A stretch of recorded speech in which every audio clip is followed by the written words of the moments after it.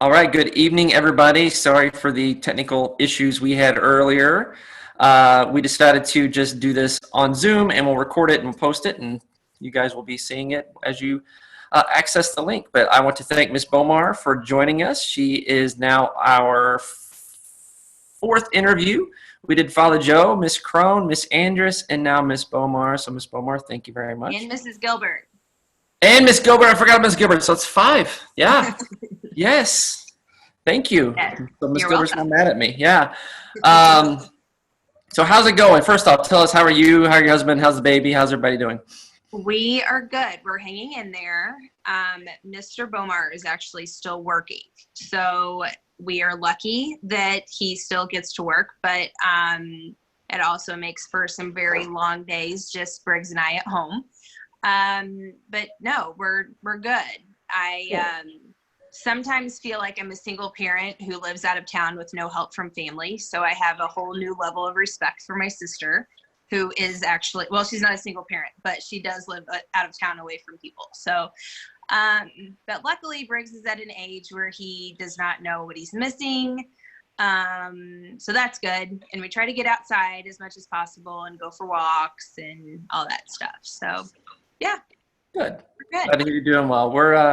We're hanging in here ourselves, with a 12-year-old and a 6-year-old. It's a little more wild, and they either love each other or they're fighting each other. So it just depends quite literally sometimes on the minute as to where they stand with I one can another. imagine. Yeah. Yeah. If you don't mind, kind of give us a little bit of your background. I mean, you come from a rather large family, so a lot of folks may know a lot about you. But in case they don't, if you would give us a brief introduction of yourself, please. All right. My maiden name was Neville. So I'm related to all the Nevilles in the city, not the Knobs Nevilles, because a lot of people get that confused. Well, we're distantly related, but I grew up right here in New Albany. I went to Our Lady from kindergarten through 6th grade, and then I went to Providence Junior High for 7th and 8th grade, and then Providence for high school. For undergrad, I went to Butler University up in Indianapolis, and I stayed up there for 7 years afterwards teaching. I taught in Brownsburg for 2 years and then in Pike Township for 5. And I taught first grade for 4 years, and I was an instructional coach for 3 years. And then I moved back down here in 2013, took a little break from teaching, and did social work for a hot minute and realized that was not for me, and came back. Preschool just kind of fell into my lap. I didn't really necessarily apply for the position, but I got it, and here I am, and I absolutely love it. Probably just a couple of months into teaching preschool, I realized that I really enjoyed that. So I went back to school starting that January of 2016 and got my master's finished by December of 2016. Wow. So my master's in early childhood education. Yeah. And this is my 5th year here at Our Lady as a teacher. And I've heard you just, as I've stood next to families, if we've had preschool tours and that kind of thing, so I've kind of heard you say this before, but what would a recent 18-year-old high school graduate, Amy Neville, think if someone told her that she would be teaching preschool Yes. at Our Lady of Perpetual Help? Yes, I say that all the time. I never wanted to be that person. Actually, when I went to school, I did not go to school as a freshman thinking I was going to go into education, even though everybody kept telling me that. I was like, no, you're all wrong. No, I'm not going to do that. But I still just couldn't quite figure out what I wanted to do. I knew I wanted to do something with kids, but just kept ignoring what everyone was telling me. And then like one day I just had an epiphany, and I was like, what if everybody's right? Maybe I should be going into education. So I did, and I love it. But I never wanted to move back to New Albany. I never wanted to teach at Our Lady. I never wanted to be that person that like never got out of their hometown. And I did get out of my hometown for 7 years, but now I'm back, and I absolutely love it. The thing that I love is that in teaching preschool, a lot of times Kids have not gone, they've been either at home with parents or grandparents, and they haven't been away from someone that they've known before. So preschool is really their first time to step out and become independent, make their own friends, do their own things, and parents can't really control who they're playing with, what they're doing. But I get to be a part of all of that, and I love it. And I love every year at back to school night, whenever I have all the teachers, or not the teachers, all the parents come in, and it is like a high school reunion. It's like, oh, I didn't know you had a kid this age. Oh, how are you? And we just end up talking. And it's just, for me, from a teacher's standpoint, I love knowing that my kids are going home into families that are going to take care of them. I don't emotionally have to deal with it. I don't have to stress out emotionally thinking about what they're going home to, which is what I had to do in Indianapolis. And that just kind of got to be a little too much, which was another part of the reason that I came home. But no, I absolutely love it. I love teaching preschool. I love being that bridge for families. And I've heard families say that they love that they already know me, because then it's a little less stressful for them letting go of that control that they have over their kids for the first time. Right. And relationships, I think, play a key role in all of our jobs. I mean, I've experienced that just in my role as principal, when families will come in and take tours, and I, increasingly more often taught them myself, or I know their family, and it helps to at least build a little bit of trust early on, Right. when they're looking for a new place and they're just kind of unsure. But if it's very helpful, I think, to families to feel like they know people in the Right. building. Yeah. So that's huge. Since you do get kids that come in for the first time, and I mean, I've seen this in my short time with you, but if you wouldn't mind talking a little bit, some just get it right away, and they don't cry, they're not upset, they want to play. In fact, they might not want to leave. And then you have others who it's really hard. It's really hard for them because they're in a new place, they're around new people. So I imagine it takes a tremendous amount of patience, but there's got to be more than just patience there. So what's that like, navigating just the different reactions from 15 to 20 kids? Yes. I can say that it definitely has gotten easier the longer that I've done it. There are always kind of a few who are a little bit more tearful in the beginning, and sometimes it's not always the kids, it's the parents who are a little bit more tearful. But I always tell the parents that the kids will be fine. I don't worry about them. I tell the parents, just say your quick goodbyes and move on, because what I try to do is, there are enough of those kids who either they have older siblings in the building, or they were with me for early preschool. They already know the routine of things, and they always say, it's okay, your mom and dad will come back. Like, that is, I feel like at the beginning of the year, that's what I say on repeat. It's okay. We're going to have fun. Mom and dad come back. They always come back. And then I get them playing right away. So they get to see, everybody else is playing, and they want to do what everyone else is doing. So I try to kind of use peer pressure to my advantage. But then once they kind of get that routine and learn that school is fun, we can do fun things, then then it's a little bit more easier. It's easier to set up some of those structured activities, if that makes sense.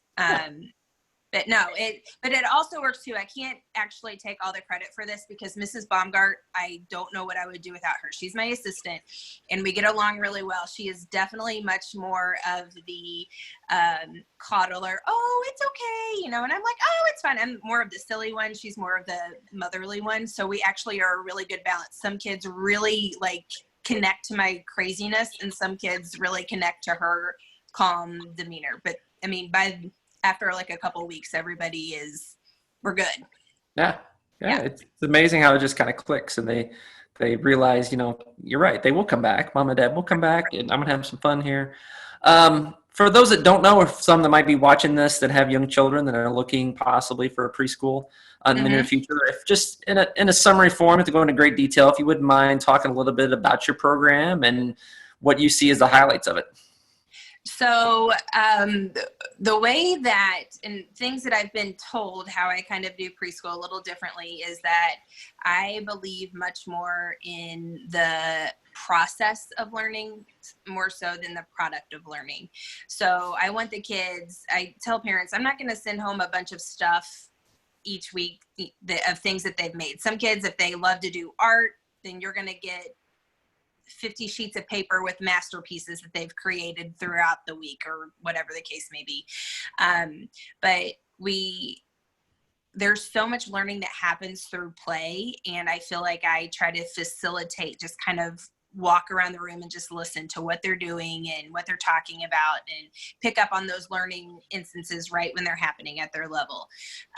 We work a lot on developing their social and emotional growth through play as well. So I have a lot of kids, or some parents will come in to me at the beginning of the year and say, you know what, they don't need preschool. They already know all their letters, all their colors, all their numbers. They can write their name. They might even be ready for kindergarten. And I'm like, no, they probably don't know how to get a toy from someone else, or don't know how to defend themselves if somebody takes a toy from them. So those are kind of some of the skills that we work on in preschool. We also talk about letters. We talk about letters and colors and shapes and all those things, but more in context. Like, oh, I see that you've got a red sweater on today. Who else has red on today? That to me is much more important than learning how to spell the color red in a song or a jingle or something like that. So just kind of in a nutshell, that would be what I would say. Okay. And with preschool, we are 3 days a week for half day. We have a morning, we have an afternoon. If you wouldn't mind, you've already mentioned Miss Baumgart, but if you could kind of talk about how you pair up with what our child care ministry is, and Miss Troutman, and how huge she is to your overall program, and how you guys work together, and how that whole system, because a lot of times when they come in, I say that and they're like, what? What's that? So right. It is always very confusing trying to lay all of that out for parents, and somehow kids pick up on it very quickly. And but no, Mrs. Troutman is another huge piece of our puzzle that makes our early childhood program run so well. So what child care ministry is, it's for the kids who need to stay all day. Like you said, my class is just Monday, Wednesday, and Friday, either morning or afternoon, but some kids need to be there all day, every day.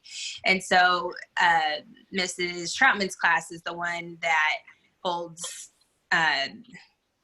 sorry, did you see? You're good. Can you still see me? My phone just, you're back. In the middle of that. Okay.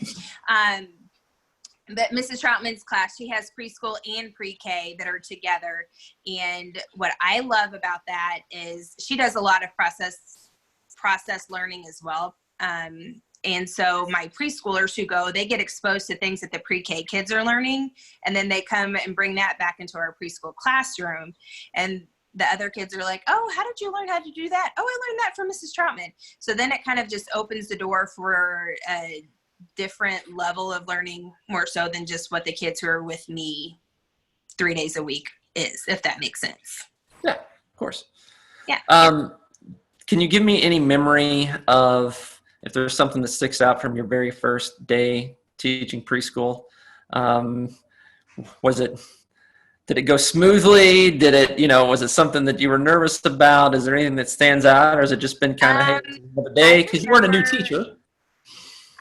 I remember my very first class. They are now second graders.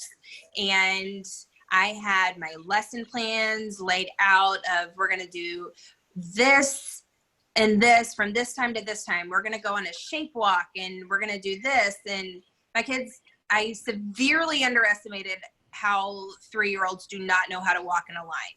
Like, that is a big task to learn. And so we never went on that shape walk. I don't even think we went there until after Christmas. But it was just in my head. I was used to teaching first grade, where you kind of I had things laid out every 15 to 20 minutes of things to do, and it does not work that way with preschool. So I learned quickly to be very flexible and to kind of follow the kids' leads of, if they're not interested in something, I can't sit there and make them sit on the carpet for 15 minutes. They've got to get up and move constantly. So our day looks a little exhausting, but we have fun. Yeah, I've seen lots of that fun firsthand, and they do have a lot of fun. And speaking of fun, I think it was today you took a little trip, didn't you? Me? Yeah, was that yesterday? To go out and Oh, on Monday. Monday on my days, Yes, 2 days we ago. did. And Mrs. Baumgart and Mrs. Troutman and I all drove around to see all of our preschool kids. And I did not quite realize how much that I needed that.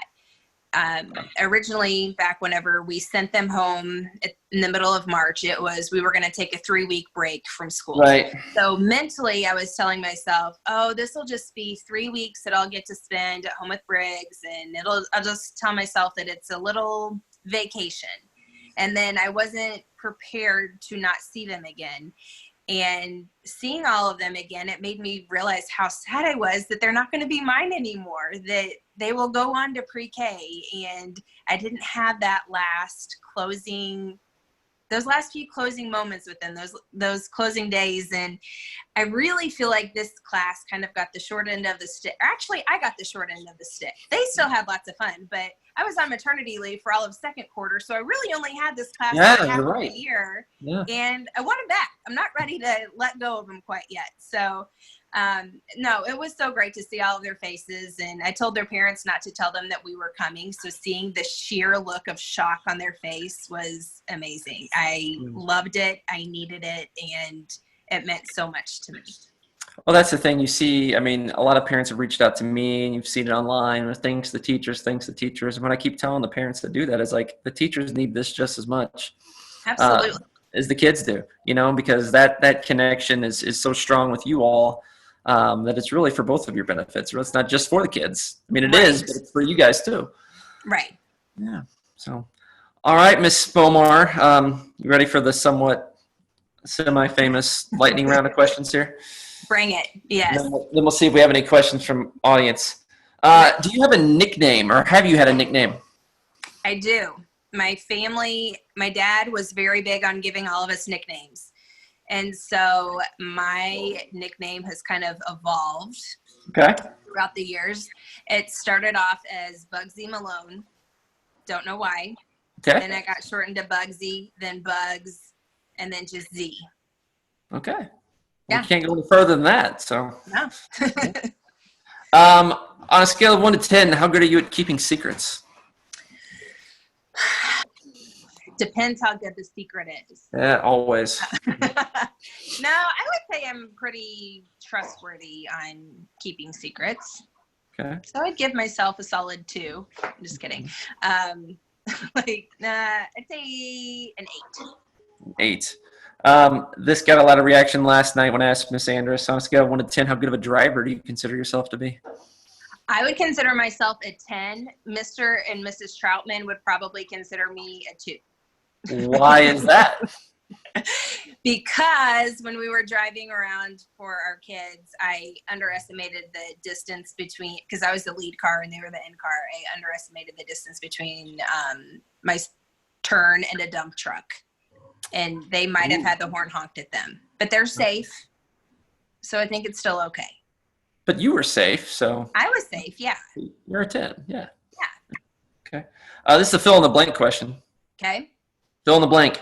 Taylor Swift is? Not my favorite. Oh, not your favorite. All right. No. We'll see if that plays well in the comments when people watch or not. Yeah. Do you have a celebrity crush, Miss Bomar? I would say my current crush would probably be Bradley Cooper, but in high school I had a crush on Tim McGraw that people have kind of pegged me with that for the rest of my life. You'll have to fight my wife for that one. That's hers. For Tim McGraw or Bradley Cooper? Tim McGraw. Yeah. She's. Okay. Yeah. Well, I have met him twice, so top that, Corinne. Wow. Shots have been fired. Let's see. You make a lot of cakes and cookie cakes. What is your favorite flavor? I like just regular cookie cakes. Okay. Just chocolate chip. And that's really all that I make. So, but I like to make just regular cookies as well. Just plain old cookies. Yeah. Any kind of cookie. I haven't really met one that I don't like. True. Yeah. Yeah. Who has it easier, men or women? Men. I was guess. prepared for your question of who's more complicated, men or women. Well, who's more complicated, men or women? There we go. I'm going to go ahead and say men because I grew up in a house full of women, so my brain is just very wired that way. Okay. And now, after living with my husband, I don't understand 99% of what he does. It just does not seem logical to me. Probably fair. Probably fair. Okay, let me see. Do you Instagram your food? Only if I am on like a trip somewhere and like recommending a place to eat. I used to Instagram my cookie cakes, but I haven't really made them much since having a baby. Yeah. Dark chocolate or milk chocolate? Super excited about that question. Apparently. Dark chocolate all the way, preferably with sea salt or dipped, like something dipped in dark chocolate. Dark chocolate dipped in dark chocolate? Like something dipped in dark chocolate. Gotcha. Okay. I gotcha. Karaoke skills on a scale of 1 to Mariah Carey. Where are you? I am not great. Maybe like a 5. Better than your husband? My husband's an excellent rapper, believe it or not. Really? Yeah. Interesting. We might have to, Yeah. as long as this goes on, if I get starved for stuff to tab, we might have to invite him in, do some rapping for us. All right, last question, easy one. What is your middle name? Michelle. Michelle. All right. Yeah. So the reason, this is actually a quick story. The reason is because I'm the youngest of 4 girls, and my parents were convinced that I was a boy. And when I came out and I was a girl, they didn't have a girl name picked out, but they had a boy name picked out. My name was supposed to be Adam Michael, and then they just kept the initials the same and made it Amy Michelle. Makes sense. Yeah. All right, we do have some questions. Okay. Anne-Marie Wren. Okay. Know her. Yes. She would like to know, what is your favorite part of preschool? My favorite part of preschool.